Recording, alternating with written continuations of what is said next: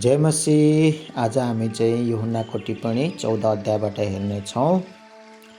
यूहन्ना 14 को 1 देखि 14 पद। प्रभु येशू बाटो, सत्य र जीवन हुनुहुन्छ। यूहन्ना 14 को 1। कतिजनाले यो पद यूहन्ना 13 अध्यायसँग जोड्ने गर्छन्। तिनीहरूको विचारमा यी वचनहरू प्रभुले पत्रुसलाई भन्नुभयो। तिनले प्रभुलाई 3 पल्ट इन्कार गर्ने नै थिए, तापनि तिनलाई सान्त्वना दिने यो वचन छँदै थियो। तर तिमीहरूको हृदय भनेपछि प्रभुले यो कुरा आफ्ना सबै चेलाहरूलाई भन्नुभएको बुझिन्छ। यसो हो भने यूहन्ना 13 अध्यायपछि एउटा विराम लगाउनु पर्छ। प्रभुको वचनमा विचारको तरङ्ग यसरी बगेको देखिन्छ। म गइहाल्छु र तिमीहरू मलाई देख्न सक्दैनौ। यसकारण तिमीहरूको हृदय विचलित नहोस्। तिमीहरू परमेश्वरलाई नदेखिकन उहाँमा विश्वास गर्छौ, तब म माथि पनि यस प्रकारले विश्वास गर न। प्रभु येशू परमेश्वरसँग बराबर हुनुभएको अर्को महत्त्वपूर्ण दाबी यही हो। 2. पिताको घर स्वर्ग हो। स्वर्गमा धेरै बस्ने ठाउँहरू रहेछन्। मुक्ति पाएकाहरू सबैका निम्ति त्यहाँ प्रशस्त ठाउँ छ। त्यसो नहुँदो हो त प्रभुले उनीहरूलाई त्यो कुरा भन्नुहुने थियो, किनभने उहाँले उनीहरूको आशा निराशा हुन दिनुहुने छैन। म तिमीहरूका निम्ति ठाउँ तयार पार्न जान्छु। यस वाक्यका 2 वटा अर्थ छन्। एक, प्रभु येशू गलगथामा आफ्नो क्रुसको मृत्युद्वारा आफ्ना चेलाहरूका निम्ति ठाउँ तयार पार्नुभयो। स्वर्गमा ख्रिस्ट विश्वासीहरूको ठाउँ सुनिश्चित भएको छ, किनभने प्रभु येशूको त्रणात्मक मृत्युले यसका निम्ति तिरेको छ। 2. प्रभु येशू स्वर्ग फर्केर जानुभयो र त्यहाँ उहाँले तिनीहरूका निम्ति ठाउँ तयार पार्नुभयो। उहाँले तयार पार्नुभएको ठाउँको विषयमा हामीलाई धेरै जानकारी दिएको छैन, तर हामी जान्दछौँ कि परमेश्वरको हरेक छोरा र हरेक छोरीका निम्ति उहाँको यो प्रबन्ध भएको हो र त्यो तयार पारिएको ठाउँ तयार भएका मानिसहरूका निम्ति हो। 3. यस पदको सन्दर्भ प्रभु येशूको दोस्रो आगमन हो, जब उहाँ प्रभु येशू वायुमण्डलमा देखा पर्नुहुनेछ र प्रभुमा सुतेका सबै विश्वासीहरू बौराइने छन्। जिउँदा विश्वासीहरू परिवर्तन हुनेछन् र उहाँको रगतले किनिएको मण्डली रूपी उहाँका सबै जनहरू स्वर्गमा उठाइनेछन्। पहिलो थेसलोनिकी 4 को 13 देखि 18 र पहिलो कोरिन्थी 15 को 51 देखि 58। उहाँको यो आगमन उहाँको व्यक्तिगत र वास्तविक आगमन हुनेछ। के उहाँ स्वर्ग फर्केर जानुभयो? तब निश्चय उहाँ यस संसारमा फर्केर आउनुहुनेछ, किनभने उहाँले म जहाँ छु त्यहाँ तिमीहरू पनि हो भन्ने चाहना राख्नुभएको छ। यसरी नै हामी अनन्तकालसम्म उहाँको साथमा हुनेछौँ। 4-5 प्रभु येशू स्वर्ग जाँदै हुनुहुन्थ्यो अनि उहाँका चेलाहरू स्वर्ग जाने बाटो जान्नु पर्ने थियो, किनभने उहाँले उनीहरूलाई धेरै पल्ट त्यसको विषयमा भन्नुभएको थियो। तर थोमाले प्रभु येशूका यी शब्दहरूको अर्थ बुझेनन्। हुन सक्छ पत्रुसले झैँ उनले पनि प्रभु संसारको कुनै ठाउँमा यात्रा गर्दै हुनुहुन्छ होला भन्ठाने। 6. भन्नुहोस्, यो कति सुन्दर पद हो। स्वर्ग जाने बाटो प्रभु येशू स्वयं हुनुहुँदो रहेछ। उहाँले केवल स्वर्गको बाटो देखाउनु हुन्न, उहाँ आफै त्यो बाटो हुनुहुन्छ। मुक्ति प्रभु येशूमा छ। प्रभु येशूलाई ग्रहण गर्नुहोस् र मुक्ति तपाईको हुनेछ। ईसाई धर्म येशू हुनुहुन्छ। स्वर्ग जाने बाटोहरू धेरै छन् र तीमध्ये प्रभु येशू एक हुनुहुन्छ। कुरा यस्तो हुँदैन। उहाँ स्वर्ग जाने एक मात्र बाटो हुनुहुन्छ अनि प्रभु येशू बिना कोही पनि मानिस पिता परमेश्वर कहाँ पुग्नै सक्दैन। 10 आज्ञा परमेश्वर कहाँ पुग्ने बाटो नै होइनन्। वर्णन नियम पालन गरेर स्वर्ग पुगिँदैन। बत्तिस्मा र प्रभुभोज जस्तै धार्मिक विधिहरू स्वर्ग पुर्याउने माध्यम होइनन्। प्रभुको मण्डलीको सदस्यता लिएर स्वर्ग जान पाइँदैन। स्वर्ग जाने हो भने हामी ख्रिस्ट येशूद्वारा पुग्नुपर्छ। प्रभु येशूलाई छोडेर अन्त कतै स्वर्ग पुग्ने कुरा छैन नै। आज धेरै मानिसहरूको भनाइ यस प्रकारको छ, तिमीले जेसुकै धर्ममा विश्वास गर, तर आफ्नो विश्वासमा इमान्दार हुनुपर्छ। तिनीहरूको विचारमा संसारका सबै धर्महरू असल छन्। आखिरमा ती सबैले स्वर्ग पुर्याउँछन् अरे। तर प्रभु येशूले भन्नुभयो, मद्वारा बाहेक कोही पनि पिता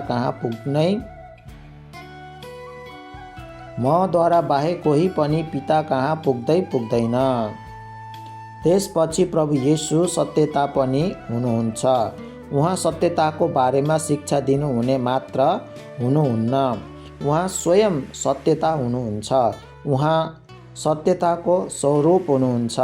जससँग ख्रिस्ट येशू हुनुहुन्छ उनीहरूसँग सत्यता हुन्छ। सत्यता ख्रिस्ट येशूदेखि बाहिर कहीँ छैन। ख्रिस्ट येशू जीवन हुनुहुन्छ। उहाँ जीवनको स्रोत, आत्मिक जीवनको र अनन्त जीवनको स्रोत हुनुहुन्छ। जतिले उहाँलाई ग्रहण गर्छन् उनीहरूसँग अनन्त जीवन छ, किनभने उहाँ जीवन हुनुहुन्छ। 7. यस पदमा प्रभु येशूले सिकाउनु भए अनुसार पिता परमेश्वर र उहाँको बीचमा रहस्यमय एकता थियो। उहाँका चेलाहरूले उहाँलाई चिनेका भए उनीहरूले उहाँका पितालाई पनि चिन्ने थिए, किनकि प्रभु येशूले पितालाई मानिसहरू कहाँ प्रकट गर्नुभएको हो। अबदेखि उसो तिमीहरूले उहाँलाई चिन्छौ र विशेष गरी उहाँको पुनरुत्थानपछि उहाँका चेलाहरूले येशू चाहिँ पुत्र परमेश्वर हुनुहुन्छ भन्ने कुरा बुझ्ने थिए। त्यसबेला ख्रिस्ट येशूलाई चिन्न र पितालाई चिन्न एउटा कुरा रहेछ भन्ने उनीहरूले थाहा पाउने थिए, किनकि येशूलाई देख्नु र परमेश्वरलाई देख्नु एउटा कुरा हुँदो रहेछ। यस पदको अर्थ बुझ्नुहोस्, परमेश्वर पिता र प्रभु येशू एकै व्यक्ति हुनुहुन्न। परमेश्वर चाहिँ 3 व्यक्ति एक ईश्वर हुनुहुन्छ। 8. यूहन्ना 14:8 हामीलाई पिताको विशेष झलक दिनुहोस् र त्यो हाम्रा निम्ति यथेष्ट हुन्छ भन्ने फिलिपको चाहना थियो।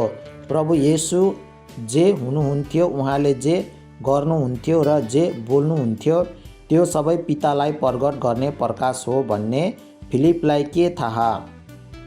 9. प्रभु येशूले प्रेम साथ फिलिपलाई सुधार्नु भयो। फिलिप लामो समय प्रभु येशूको साथमा रहेका थिए। उहाँले फिलिपलाई सुरुमा बोलाउनु भएको थियो। यूहन्ना 1:43। तर ख्रिस्ट येशूको ईश्वरत्व र पितासँग उहाँको एकताको बारेमा खास सत्यताको उदय अहिलेसम्म फिलिपमाथि भएन। तिनले येशूलाई हेर्दाखेरि पिताको सिद्ध र वास्तविक प्रतिरूप देखेको छु भन्ने कुरा जानेनन्। 10:11 म पितामा छु र पिता ममा हुनुहुन्छ। यस वाक्यले पिता र पुत्रको बीचमा घनिष्ठ एकताको सम्बन्ध बयान गरेको छ। पिता र पुत्र 2 जना हुनुहुन्छ, तर पिता र पुत्रका सद्गुणहरू एउटै छन् अनि पिता र पुत्रको इच्छा एक हो। हाम्रो दिमागले यो कुरा भ्याउँदैन भन्नेमा हरेस खानु हुँदैन। परमेश्वरको ईश्वरत्वको विषयमा कुन चाहिँ मरणशील मानिसले बुझ्न सक्छ। हामीले कहिल्यै जान्न नसकिने कुराहरू परमेश्वरको जिम्मामा छोड्नुपर्छ। हामीले उहाँको विषयमा सबै कुराहरू जानेका भए हामी उहाँसँग बराबर हुने थियौँ। प्रभु येशूसँग बोल्ने अधिकार किन नहुने? उहाँसँग अचम्मका कामहरू गर्ने शक्ति किन नहुने? तर उहाँ परमप्रभुको दास भएर यस संसारमा आउनुभयो अनि उहाँले जे बोल्नुहुन्थ्यो र जे गर्नुहुन्थ्यो ती सबै काम कुराहरूमा उहाँले सिद्ध र सम्पूर्ण रूपले पिताको आज्ञा पालन गर्नुहुन्थ्यो। पितासँग प्रभु येशू एक समान हुनुहुन्थ्यो भन्ने कुरा उहाँका चेलाहरूले उहाँको मुखको साक्षीको कारणले विश्वास गर्नु परेको थियो, तर होइन भने उनीहरूले पक्का पनि उहाँले गर्नुभएका कामहरूको कारणले यो कुरा विश्वास गर्ने थिए। 12 प्रभु येशूको पूर्व जानकारी अनुसार उहाँमाथि विश्वास गर्नेहरूले उहाँले गर्नुहुने आश्चर्य कर्महरू गर्नेछन्, उहाँका कामहरूभन्दा अझ महान कामहरू पनि गर्नेछन्। प्रेरितको पुस्तकमा हामीले प्रभु येशूका प्रेरितहरूका अचम्मका कामहरूको विषयमा पढ्न पाउँछौँ, जस्तै प्रभुले गर्नुभएको जस्तै रोगीहरूका चङ्गाइहरू। तर हामीले त्यही पुस्तकमा ती अचम्मका कामहरूभन्दा अझ महान कामहरूको विषयमा पढ्न पाउँछौँ, जस्तै पेन्टेकोस्टको दिनमा 3000 आत्माहरूले मुक्ति पाएको कुरा आदि।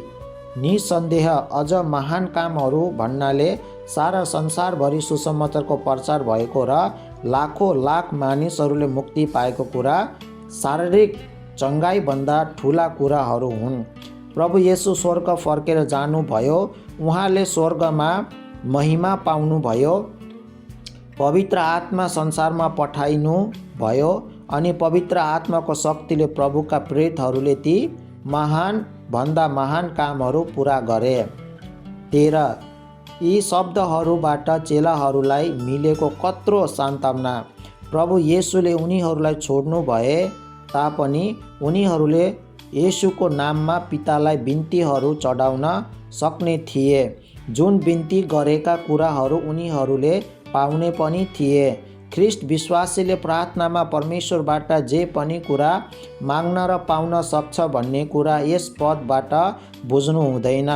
यस पदमा गरिएको प्रभुको प्रतिज्ञाको ठिक अर्थ बुझ्ने चाहिँ मेरो नाममा भन्ने शब्द हो। जेसुकै तिमीहरू मेरो नाममा मागौला, येशूको नाममा माग्नु भनेको हाम्रा प्रार्थनाहरूमा अन्तमा येशूको नाममा आमेन भन्न मात्र होइन है। उहाँको नाममा माग्नु भनेको उहाँको मन र इच्छासँग मिल्ने कुराहरू माग्नु हो। येशूको नाममा प्रार्थना गर्नु भनेको परमेश्वरको महिमा, मानिसहरूको भलाइ र आफ्नो आत्मिक उन्नतिका निम्ति माग्नु हो। ख्रिस्ट येशूको नाममा बिन्ती चढाउनलाई हामी उहाँसँग नजिकै घनिष्ठ सम्बन्ध जिउनु पर्छ, नत्र त हामीले उहाँको मन साय बुझ्न र जान्न सक्दैनौँ। उहाँसँग हामी जति नजिकै छौँ त्यति नै हामी उहाँसँग उहाँका अभिप्राय र चाहनाहरूमा एक हुन्छौँ। पुत्रमा पिताको महिमा हुन्छ, किनभने पुत्रले पितालाई मन पर्ने र उहाँलाई प्रसन्न तुल्याउने कुराहरू मात्र खोज्नुहुन्छ र गर्नुहुन्छ।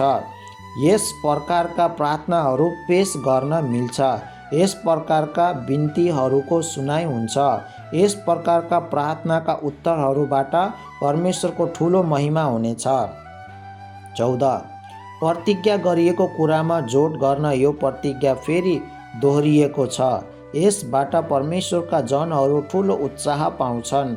परमेश्वरको इच्छा अनुसारको जीवन जिउनुहोस्, प्रभुको सङ्गतिमा उहाँको साथमा हिँड्नुहोस्, प्रभुको इच्छाको जेसुकै कुरा आफ्नो बिन्ती तुल्याउनुहोस् अनि तपाईँले आफ्ना प्रार्थनाहरूको उत्तर निश्चिन्त पाउनुहुनेछ। यूहन्ना 14:15-26 अर्को सहायकको प्रतिज्ञा। 15 प्रभु येशूले आफ्ना चेलाहरूलाई छोड्न लाग्नु भएको थियो अनि यसैले उनीहरू शोकमा डुब्न लागेका थिए। उहाँप्रति उनीहरूले आफ्नो प्रेम यसरी प्रकट गर्ने के आँसु झारेर हो कि आज्ञाकारी भएर हो? यस प्रश्नको सही उत्तर उहाँका आज्ञाहरू पालन गरेर नै हो। प्रभुका आज्ञाहरूको रूपमा हामीले ती सबै आदेशहरू मान्नुपर्छ, जुन आदेशहरू उहाँले सुसमाचारका पुस्तकहरूमा साथै बाँकी नयाँ नियमभरि दिनुभयो। 16 यस पदमा जुन शब्द म प्रार्थना गर्नेछु भनेर अनुवाद गरिएको छ, त्यो शब्द 2 जना बराबर भएका व्यक्तिहरूको बीचमा गरेको बिन्ती प्रयोग गरिन्छ अनि सानाले ठुलोलाई बिन्ती गर्ने शब्द होइन। यो प्रभु येशूले पितालाई बिन्ती गर्नुहुने थियो र पिताले अर्का शान्तिदाता पठाउनुहुने थियो। शान्तिदाता अनुवाद गरिएको प्रक्लेटोस भन्ने शब्दको अर्थ सहायताका निम्ति छेउमा बोलाइएको व्यक्ति हो। पहिलो यूहन्ना 2:1 पदमा त्यो शब्द वकिल अनुवाद गरिएको छ। प्रभु येशू हाम्रा वकिल र सहायक हुनुहुन्छ अनि पवित्र आत्मा त्यो अर्का वकिल, त्यो अर्का सहायक वा त्यो अर्का शान्तिदाता हुनुहुन्छ। अर्को भन्नाले पवित्र आत्मा प्रभुदेखि भिन्नै किसिमको बुझ्नु हुँदैन, तर प्रभु जस्तै अर्का एकजना बुझ्नुपर्छ। पवित्र आत्मा सदा सर्वदा ख्रिस्ट विश्वासीहरूसँग रहिरहनु हुनेछ। पुरानो नियमको समयमा पवित्र आत्मा विभिन्न बेलामा मानिसहरूमाथि उत्रनु भएको थियो, तर प्रिय तिनीहरूलाई फेरि छोड्नु भएको थियो। तर अब चाहिँ उहाँ सदा रहनका निम्ति आउनुहुनेछ। 17 पवित्र आत्मालाई सत्यताको आत्मा भनिन्छ किनभने उहाँको शिक्षा सधैँ सत्य नै हुन्छ र पवित्र आत्मा ख्रिस्ट येशूको महिमा गर्नुहुन्छ, जुन येशू चाहिँ सत्य हुनुहुन्छ। संसारका मानिसहरूले पवित्र आत्मालाई ग्रहण गर्दैनन्, ग्रहण गर्नै सक्दैनन् किनभने तिनीहरूले उहाँलाई देख्न सक्दैनन्। विश्वास नगर्नेहरूले पहिले देख्न चाहन्छन्, त्यसपछि तिनीहरू विश्वास गर्छन्। तर ती मानिसहरू विद्युत र हावा जस्ता कुराहरू नदेखेर पनि तिनमा विश्वास गर्छन्। मुक्ति नपाएका मानिसहरूले पवित्र आत्माको विषयमा केही जान्दैनन् र केही बुझ्दैनन्। उहाँले तिनीहरूलाई पापको विषयमा दोषी ठहराउनु भए पनि तिनीहरूले त्यो चाहिँ पवित्र आत्माको काम हो भनेर जान्दैनन्। येशूका चेलाहरूले पवित्र आत्मालाई चिन्दा थिए। उहाँले उनीहरूको जीवनमा काम गर्नुहुन्थ्यो अनि उनीहरूले उहाँलाई प्रभु येशूको जीवनद्वारा काम गर्नुभएको देखेका थिए। उहाँ तिमीहरूको साथमा रहिरहनुहुन्छ र तिमीहरूभित्र हुनुहुनेछ। पेन्टेकोस्टको दिन हुनुभन्दा पहिले पवित्र आत्मा समय समयमा मानिसहरूमाथि उठेर आउनु भएको थियो र केही समयसम्म तिनीहरूको साथमा बास गर्नुभएको थियो। तर पेन्टेकोस्टको दिनदेखि उसो पवित्र आत्मा प्रभु येशूमाथि विश्वास गर्ने व्यक्तिलाई सदा सर्वदा आफ्नो वासस्थान तुल्याउनुहुन्छ। राजा दाउदको प्रार्थना थियो, तपाईँको पवित्र आत्मा मबाट नलैजानुहोस्। त्यो प्रार्थना आजभोलि सुहाउँदो र उचित नहोला किनभने पवित्र आत्मा कुनै विश्वासीलाई कहिले छोड्नुहुन्न नै। यद्यपि पवित्र आत्मालाई शोकित पार्न, उहाँलाई निभाउन वा उहाँलाई बाधा दिन सकिन्छ। 18 प्रभु येशूले आफ्ना चेलाहरूलाई टुहुरा वा अनाथ भएर छोड्नुहुन्न थियो। उहाँ फेरि पनि उनीहरू कहाँ आउनुहुने थियो। उहाँको पुनरुत्थान भएपछि उहाँ फेरि उनीहरू कहाँ आउनुभयो। तर यहाँ प्रभुका यी शब्दहरूमा यस प्रकारको अर्थ लगाइएकोमा दोधार छ। पेन्टेकोस्टको दिनमा उहाँ पवित्र आत्माको रूपमा फेरि उनीहरू कहाँ आउनुभयो। यो आत्मिक अर्थ यहाँ सत्य ठहरिन्छ। पेन्टेकोस्टको दिनको विशेषता यसैमा थियो कि एक प्रकारले त्यो दिन प्रभु येशूको पुनरागमन थियो अनि तेस्रो अर्थमा उहाँ यस युगको अन्तमा शारीरिक रूपमा उनीहरू कहाँ आउनुहुनेछ। त्यस बेला उहाँले आफ्ना चुनिएकाहरूलाई स्वर्गको घरमा लैजानुहुनेछ। 19 प्रभु येशूको दफन भएपछि विश्वास नगर्नेहरूमध्ये कसैले पनि उहाँलाई फेरि कहिल्यै देखेनन्। उहाँको पुनरुत्थान भएपछि उहाँलाई प्रेम गर्नेहरूले मात्र उहाँलाई देख्न पाए। उहाँको स्वर्गारोहण भएपछि उहाँका चेलाहरूले उहाँलाई निरन्तर देखिरहे विश्वासद्वारा। तर तिमीहरूले मलाई देख्ने छौ भन्ने वाक्यको अर्थ निश्चय यही भएको हुनुपर्छ। संसारले उहाँलाई फेरि कहिल्यै देख्ने छैन, तर उहाँका चेलाहरूले उहाँलाई देखिरहनेछन्। म जिउँछु, यसकारण तिमीहरू पनि जिउनेछौ।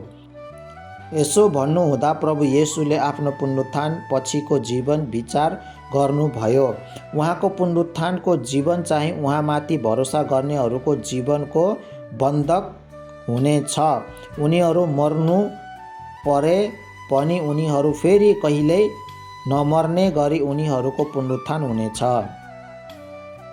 20 त्यस दिन भनेको पेन्टेकोस्टको दिन अर्थात् पवित्र आत्मा ओर्लेर आउनु भएको दिन बुझिन्छ। उहाँले ख्रिस्ट विश्वासीहरूलाई के तथ्यको विषयमा सिकाउनु हुने थियो भने जसरी पिता र पुत्रको बीचमा जीवनको घनिष्ठ सम्बन्ध हुन्छ, ठिक त्यस्तै ख्रिस्ट येशू र उहाँका पवित्र जनहरूको बीचमा जीवनको अद्भुत सम्बन्ध र सङ्गम हुनेछ। एकै समयमा ख्रिस्ट येशू विश्वासीभित्र र विश्वासी ख्रिस्टभित्र हुने कुरा बुझाउनु गाह्रो पर्छ। अगुल्टो र आगो यो कुरा बुझाउने सामान्य उदाहरण हो। अगुल्टो आगोभित्र छ र आगो अगुल्टोभित्र छ, अथवा हावामा उड्दै गरेको पक्षीभित्र हावै हुन्छ र पानीभित्र चलहल गरेको माछाभित्र पानी हुन्छ। तर यी उदाहरणहरूमा एउटा कमी देखिन्छ, किनभने विश्वासीभित्र ख्रिस्ट येशू उनको जीवन हुनुहुन्छ र ख्रिस्टको जीवन उसमा सञ्चार गर्छ। वास्तवमा प्रभु येशू पवित्र आत्माद्वारा विश्वासीमा वास गर्नुहुन्छ। विश्वासी कुन हिसाबले ख्रिस्टमा छ? परमेश्वरको सामु उसको ठहर ख्रिस्टको जस्तो छ, किनकि ख्रिस्ट येशूको सारा योग्यता र उहाँको प्रायश्चितको कामको पूर्ण फल यसको हिसाबमा लगाइएको छ। 21 प्रभु येशूप्रति हामी आफ्नो प्रेम कसरी प्रमाणित गरौँ? उहाँका आज्ञाहरू पालन गरेर नै। हामी प्रभुप्रति आफ्नो साँचो प्रेम देखाउँछौँ। प्रभुलाई प्रेम गर्छु भन्नु त तब व्यर्थ हो जब हामीले उहाँका आज्ञाहरू पालन गर्दैनौँ वा पालन गर्न चाहँदैनौँ। परमेश्वर पिताले सारा संसारलाई प्रेम गर्नुहुन्छ, तर उहाँले आफ्ना पुत्रलाई प्रेम गर्नेहरूलाई विशेष प्रेमले प्रेम गर्नुहुन्छ। यिनीहरूलाई ख्रिस्ट येशूले पनि प्रेम गर्नुहुन्छ र आफूलाई यिनीहरू कहाँ विशेष प्रकाशले प्रकट गर्नुहुन्छ।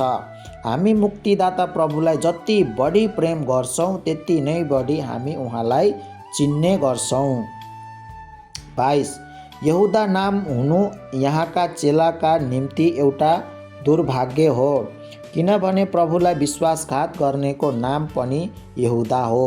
तर परमेश्वरको आत्माले यहुदा नै हो, तर यहुदा इस्करियोती चाहिँ होइन भनेर यी दुई जनाको बीचमा छुट्याउनु भएको छ।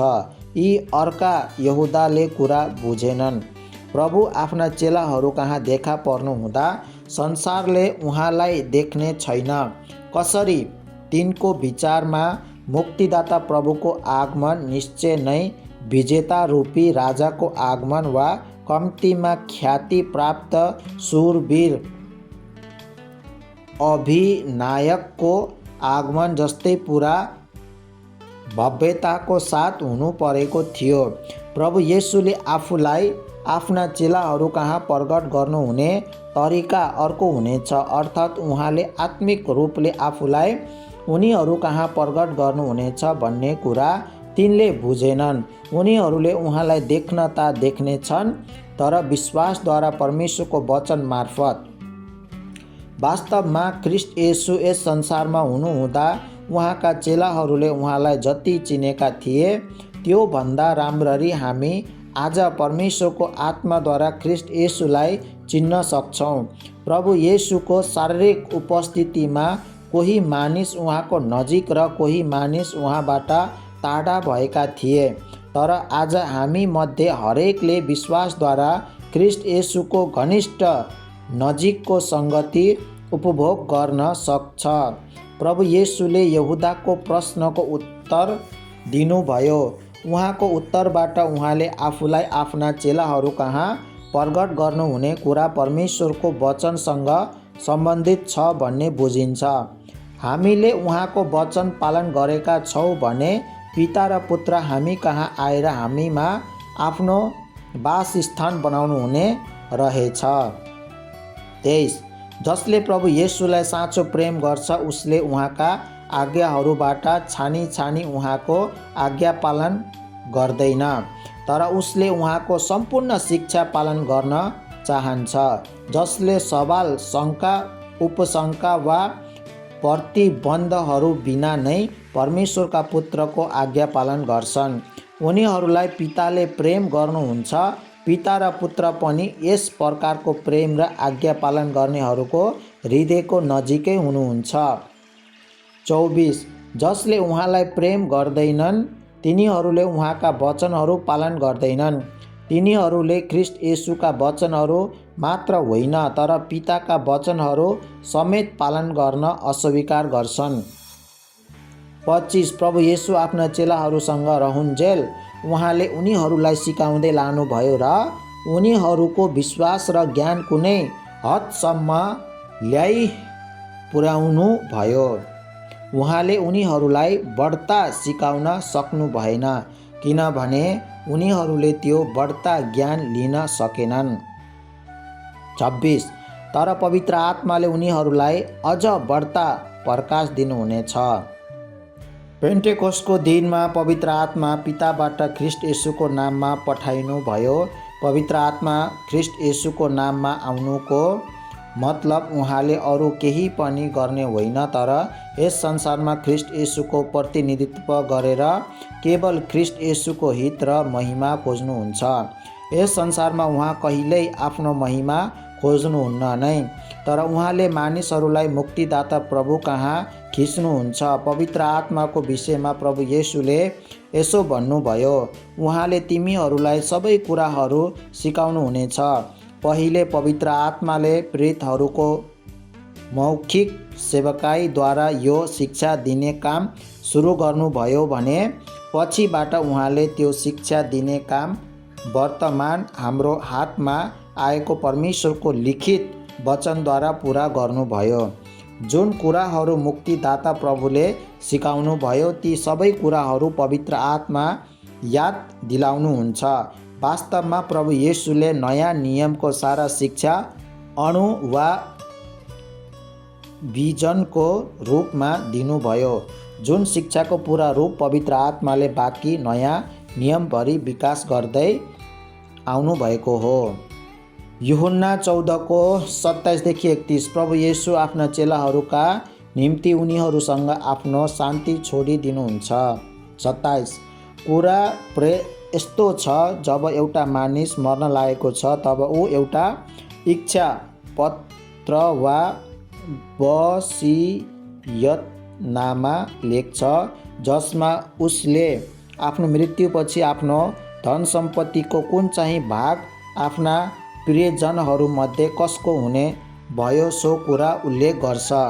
यहाँ प्रभु येशूले त्यस्तै गर्नुभयो तर उहाँले आफ्नो भौतिक धन सम्पत्ति वसियत गर्नु भएन तर उहाँले पैसाले किन्न नसकिने अमूल्य कुरा छोड्नुभयो। उहाँले वसियत गर्नुभएको कुरा उहाँको शान्ति हो, हृदयभित्रको शान्ति हो जसका पापहरू क्षमा भएका छन् र परमेश्वरसँग जसको मेलमिलाप भएको छ उसले त्यो दिव्य शान्ति अनुभव गर्छ।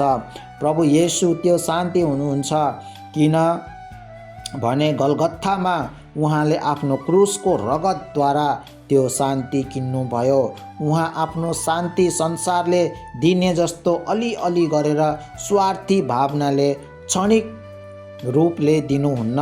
उहाँको शान्ति सदा सर्वदा रहिरहने वरदान हो। तब ख्रीष्टको कुनै पनि चेला चेली विचलित वा भयभीत किन हुने। 28 प्रभु येशूले आफ्ना चेलाहरूलाई अघि भनिसक्नुभयो उहाँले उनीहरूलाई छोड्न लाग्नु भएको थियो अनि पछि कुनै समयमा उहाँ फेरि आउनुहुनेछ जब उहाँले उनीहरूलाई साथमा स्वर्गको घरमा लैजानुहुनेछ। उनीहरूले उहाँलाई प्रेम गरेका भए उनीहरू यस कुरामा रमाउने थिए। एक प्रकारले उनीहरूले उहाँलाई प्रेम त गरेका थिए तर उहाँका निम्ति उनीहरूको प्रेम जति ठुलो हुनुपर्ने थियो त्यति भएन, किनभने उनीहरूले उहाँको गुण र महत्त्व चिन्न र मूल्याङ्कन गर्न सकेनन्। तिमीहरू रमाउने थियौ किनकि मैले म पिता कहाँ जान्छु भने, किनभने मेरा पिता मभन्दा महान हुनुहुन्छ। झट्टै हेर्दा यस पदमा प्रभु येशूले अघि जे कुरा आफू पिता परमेश्वरसँग बराबर हुनुभएको विषयमा सिकाउनु भएको थियो, त्यो कुरा यहाँ खारिज वा खण्डन गर्नुभएको जस्तो भान हुन्छ। तर यहाँ अघि भनिएको कुरा काटिएको छैन, अस्वीकार पनि गरिएको छैन। यस खण्डमा यस भनाइको अर्थ खोलिन्छ। प्रभु येशू यस संसारमा हुनुहुँदा उहाँलाई घृणा गरिन्थ्यो, उहाँलाई खेदो, सतावट र हेला गरिन्थ्यो। मानिसहरूले उहाँको निन्दा गरे, तिनीहरूले उहाँको अपमान गरे, तिनीहरूले उहाँलाई थुके। सृष्टिकर्ताले आफूले रच्नुभएका मानिसहरूको तर्फबाट अनेक अनादर र तिरस्कार सहनु परेको थियो। पिता परमेश्वरले मानिसहरूको हातबाट यस्तो दुर्व्यवहार कहिल्यै सहनु परेन। उहाँ सदैव स्वर्गमा बस्नुहुन्छ। पापी मानिसहरूको दुष्टतादेखि टाढामा रहेर प्रभु येशू स्वर्ग फर्किसक्नु भएपछि यस्तो एउटा ठाउँमा रहनुहुनेछ जहाँ मानिसहरूका अनादर र अपमानले उहाँलाई फेरि कहिल्यै भेट्न सक्ने छैनन्। यही कारणले उहाँका चेलाहरू प्रभु येशूले म पिता कहाँ जाँदैछु भन्नुभएकोमा रमाउनु पर्ने थियो, किनकि यस कुरामा पिता उहाँभन्दा महान हुनुहुन्थ्यो। पिता कुन कुरामा पुत्रभन्दा महान हुनुहुन्छ त? परमेश्वर हुनुभएको कुरामा होइन, तर पिता कहिल्यै यस संसारमा मानिस भएर आउनु भएन। मानिसका पुत्र भएर उहाँको अपमान कहिल्यै भएन। तर परमेश्वरका सद्गुणहरूको कुरा गर्नु हो भने पिता र पुत्रमा केही फरक छैन। तिनमा पिता र पुत्र बिल्कुल एक समान हुनुहुन्छ। तर विचार गर्नुहोस्, प्रभु येशूले यस संसारमा मानिसको रूप लिनुहुँदा कत्रो दिन र तल्लो स्थान ओगट्नुभयो। तब पिता कुन कुरामा पुत्रभन्दा महान हुनुहुन्थ्यो भन्ने कुरा हामी बुझौँ। पुत्र यस तुच्छ अवस्थामा पिताभन्दा कम हुनुहुन्थ्यो, तर अरू कुनै कुरामा पुत्र चाहिँ पिताभन्दा कम हुनुहुन्न। 29 स्वार्थहीन प्रभु येशूले आफ्ना भयभीत चेलाहरूको वास्ता गर्नुभयो र उनीहरूलाई पछि हुन आउने कुराहरू प्रकट गर्नुभयो। यस हेतुले कि उनीहरूले ठेस नखाउन्, निराशमा नडुबुन् वा डर त्रास नगरून्, तर विश्वास र भरोसा गरून्। 30 अब उहाँको विश्वासघात गरिने घडी नजिकै आइपुगेको थियो। यसैले आफ्ना चेलाहरूसँग कुरा गर्ने अरू धेरै समय पाउनुहुन्न भन्ने कुरा प्रभुलाई थाहा थियो। शैतान आइरहेको थियो, तर त्यसले उहाँमा पापको गन्ध समेत पाउने थिएन भन्ने कुरा येशूले जान्नुभयो। शैतानका दुष्ट प्रलोभनहरूमा फस्न ख्रीष्ट येशूसँग कुनै सरोकार थिएन। शैतानले ममा केही पनि भेट्टाउन सक्दैन भन्नु प्रभु येशूलाई छोडेर कसलाई सुहाउँछ? यसो भन्ने जो पनि व्यक्ति सरासर हाँसोको पात्र ठहरिनेछ। यूहन्ना 14:31 यस पदको भावात्मक अनुवाद यसरी गर्न सकिन्छ: मेरो विश्वासघात गरिने घडी नजिकै आइरहेको छ। म आफ्नो स्वेच्छाले क्रुसमा जाँदैछु, किनभने मेरा निम्ति यो चाहिँ पिताको इच्छा हो। म आफ्ना पितालाई कतिसम्म प्रेम गर्छु सो कुरा म संसारलाई देखाएर छोड्छु। यसकारण कुनै प्रतिरोध नगरिकन म जानुपर्ने ठाउँमा जाँदैछु। यति भन्नुभएपछि प्रभु येशूले आफ्ना चेलाहरूलाई उठ, हामी उता जाँदै गरौँ भन्ने आज्ञा गर्नुभयो। के उहाँहरू तत्कालै त्यस माथिल्लो कोठाबाट निस्कनुभयो? यो हामीलाई थाहा छैन। हुन सक्छ यस उपदेशको बाँकी भाग प्रभु येशूले उहाँहरू जाँदै गर्नुभएको बेलामा बताउनुभयो होला। आमेन। जय मसीह हजुरहरू सबैजनालाई। मैले पढ्दै गर्दाखेरि कतिपय मिस्टेक गरिरहेको हुन्छु है, हजुरले मिलाएर बुझिदिनु होला। अनि हजुरले वचन सुन्दै गर्दाखेरि हजुरलाई आशिषित हैन महसुस भएको छ भने हैन, हजुरले केही कुराहरू यो बाइबल टिप्पणीबाट सिक्नु भएको छ भने मेरो यो युट्युब च्यानललाई सब्सक्राइब गरिदिनु होला अनि भिडियोलाई सेयर गरिदिनु होला। धन्यवाद। जय मसीह।